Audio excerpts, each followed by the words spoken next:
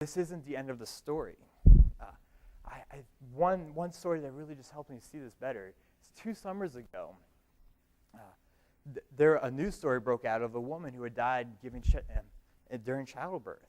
And Christians, we must see this as just a sad and heartbreaking event.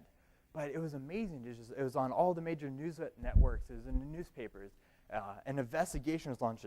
Doctors and brilliant people were just like, what went wrong here? We never want this to happen again. So we need to see the death of this woman in childbirth as something that's sad, but we can't see it as something that's without hope. Because statistics is nowadays only 10 out of 100,000 women in the United States die annually in childbirth. 90 years ago, that number was 1 out of every 100 women worldwide died in childbirth. It was common. It was expected. And so it's amazing to think that, so when we hear this news story of this woman in childbirth, Christians need to respond with sadness, but also with hope. We can't just look at this world and say, wow, like, this is awful. We need to see that God has been active from the beginning of time, and he's got a plan, he's got a direction, and that he's good for our benefit and for his glory. Our hope says that the curse is being reversed. Hope says that injustices we face today, such as Paul in prison, will ultimately be brought to justice. Hope says that natural disasters will one day cease, that false religions won't win. Hope says that people will be saved and brought into relationship with Christ. Hope says that the conditions of our hearts are not final either, that we can have hope that God will root out sin in our lives and save us from ourselves. So as means of application, if we have this hope, we need to live like we have this hope. We need to take God's promises that these things are part of his plan and bank on them. An awesome way to see if our hearts are widened to this truth is by looking at the words we use to describe a lot of things. Just when we talk about sin in our lives and the lives of others, how often do we say things like, oh, I'm just never going to defeat this, or yeah, I'm sinning again, or but I'm only human, right? Or we're even just flippant about it, like, yeah, I'm still struggling with anger, but whatever, like, what else is new? Like, we can't speak of sin that way. We can't talk to ourselves that way, and we can't talk to others that way, because we have hope. When we see problems in the church, how often do we just dismiss it? Oh, that's just the way things are. You know, like, pastors are going to embezzle, or just there's going to be squabbles amongst the staff, things like that. We say things like, oh, that's just life. I know, like, when pain comes, when disease and cancer and divorce and death and accidents come, oh, that's just life. We can't speak that way because, you know, if we have hope, we need to be speaking much bigger than that. How do we do that with outreach? There's so many people that I'm just not even going to invite to church because I say things like, oh, they'd never want to go.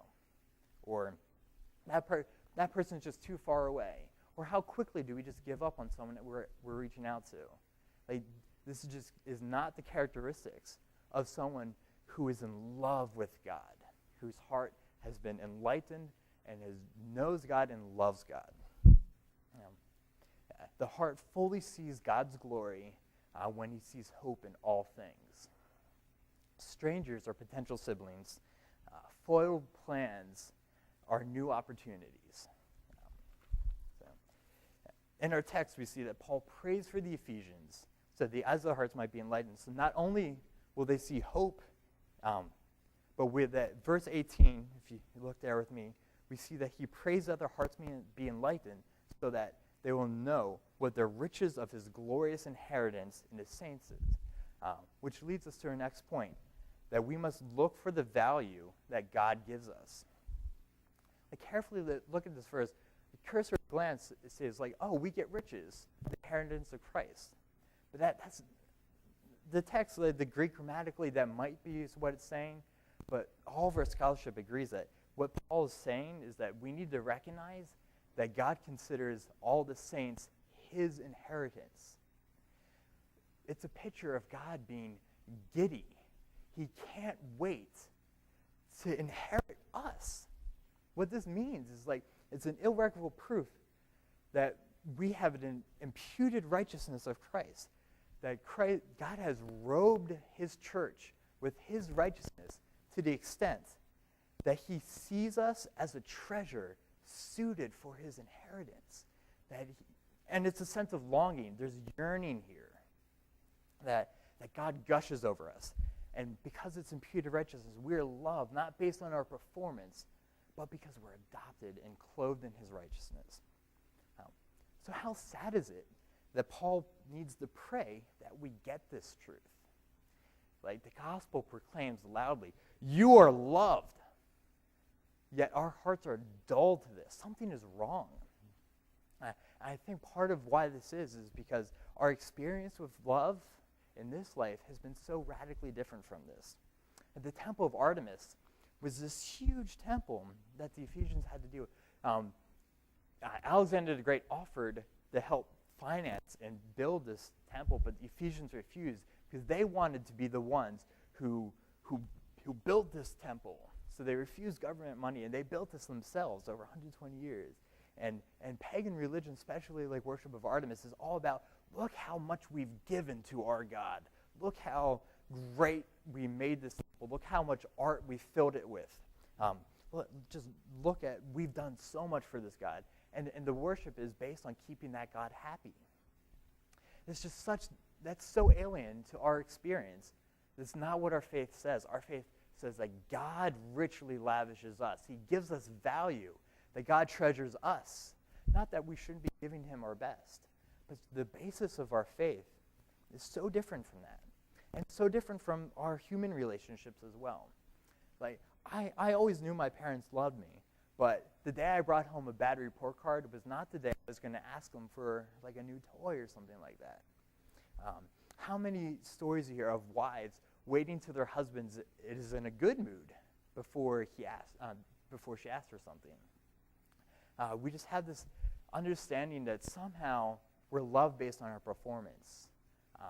Doing group projects at Prep and Dell last semester, it was so easy for me to see in my group that I wanted to be valued for what I could contribute to this group. I wanted to be a valuable member and doing such a good job. It's because our relationships, we just innately think that they're based on what we bring, how much we can offer, and that is just not the case. So Paul is lifting up. He's saying God treasures you. God gives you value. And just seeing that truth needs to compel us towards love for him.